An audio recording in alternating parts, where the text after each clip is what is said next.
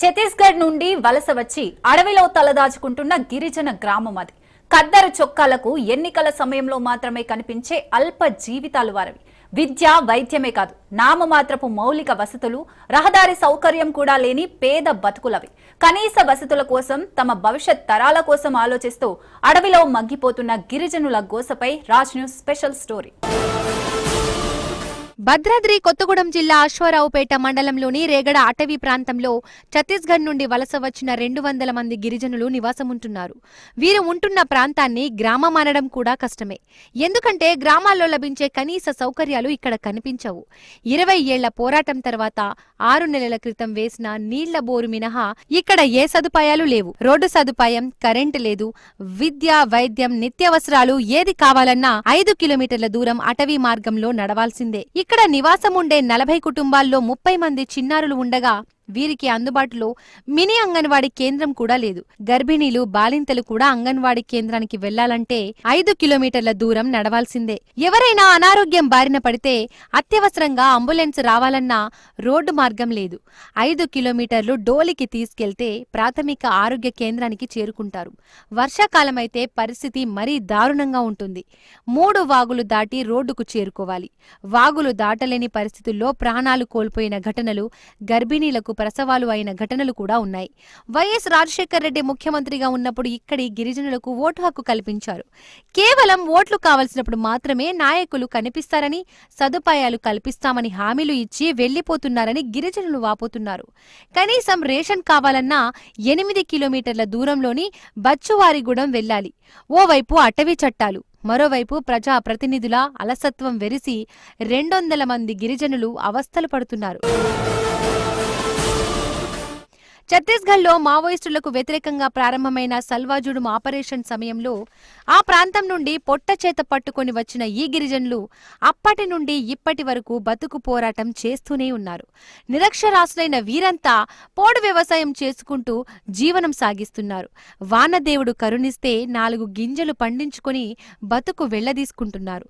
తాము పోడు చేసుకున్న భూములకు పోడు పట్టాల కోసం ఎన్నిసార్లు కలెక్టరేట్కి వెళ్లినా ఒక్క కలెక్టరేట్ కూడా కనికరించలేదట. చిన్న పిల్లలు చదువుకోవాలంటే కనీసం అంగన్వాడీ కేంద్రం కానీ, ప్రాథమిక పాఠశాల గానీ లేదు. బయటకు తీసుకువెళ్లి చదివిద్దామంటే 3వ తరగతి వరకు హాస్టల్ సదుపాయం లేదు. రాజ్యాంగం కల్పించిన రిజర్వేషన్లు పొందడానికి కనీసం కుల ధృవీకరణ పత్రానికి కూడా వీరు నోచుకోలేదంటే వీరిపై అధికార యంత్రాంగానికి ఎంత వివక్ష ఉందో అర్థం చేసుకోవచ్చు. ఇక్కడే 2005లో వచ్చి పోడు కొట్టుకొని 2-3 ఎకరాలు పోడు కొట్టుకొని బతుకుతున్నాం మేము. కనుక అప్పుడు వైఎస్ రాజశేఖర రెడ్డి ఉన్నప్పుడు ఓట్లు మాకు వచ్చినాయి, అంటే ఓటర్లు వచ్చినాయి.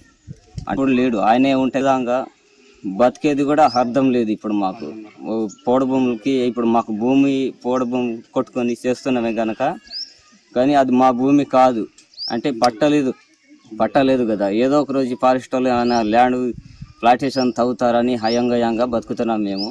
మౌలిక వసతులు లేవు గాని ఇటీవల సమగ్ర కుటుంబ సర్వే కూడా చేశారు అధికారులు.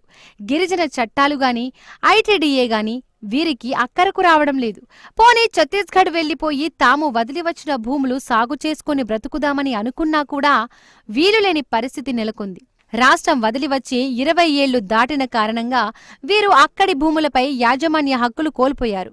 అటవీ హక్కుల నిబంధనల ప్రకారం ప్రభుత్వం స్వాధీనం చేసుకున్న భూముల హక్కుల గురించి దరఖాస్తు చేసుకునే గడువు 2005 డిసెంబర్ 13తో ముగిసిపోయింది.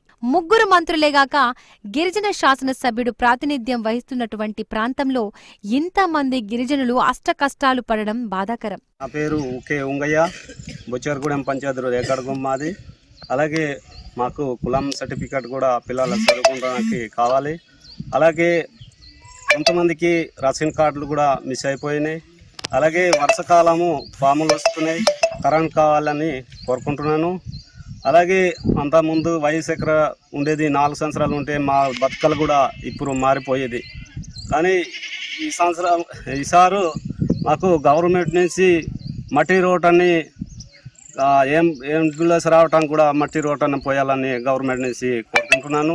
తమ ప్రాంతానికి కరెంటు సదుపాయం కల్పించాలని, కనీసం అంబులెన్స్ రావడానికి సరిపడేలా మట్టి రోడ్డైనా వేయాలని గిరిజనులు ప్రాధేయపడుతున్నారు. పోడు భూములకు పట్టాలు కల్పించి ఐటీడీఏ సాయంతో ట్రాక్టర్లు మంజూరు చేస్తే వ్యవసాయం చేసుకుంటామంటున్నారు. మహిళలకు కుట్టు మిషన్లు ఇస్తే కనీసం వేసుకునే బట్టలు అయినా కుట్టుకుంటామని, జీవనోపాధి కల్పిస్తే తమ బతుకులు తాము బతుకుతామని వేడుకుంటున్నారు.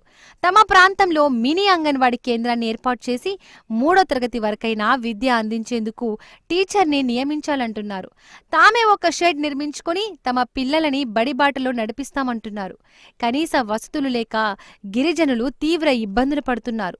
ఇప్పటికైనా ప్రజాప్రతినిధులు, అధికారులు కనికరించి తమను ఆదుకోవాలని కోరుకుంటున్నారు.